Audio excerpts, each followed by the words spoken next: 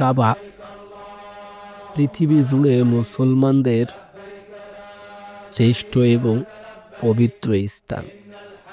এই পবিত্র স্থানে মক্কা নগরীতে বিভিন্ন দেশ থেকে হজ এবং উমরা করতে আসে।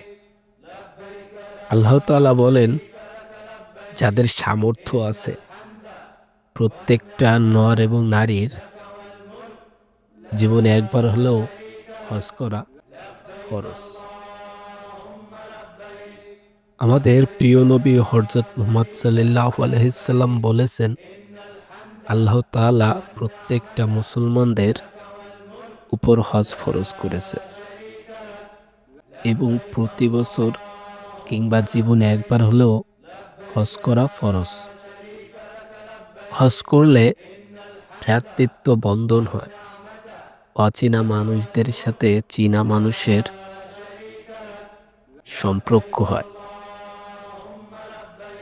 কাবা হলো মুসলমানদের পবিত্র স্থান।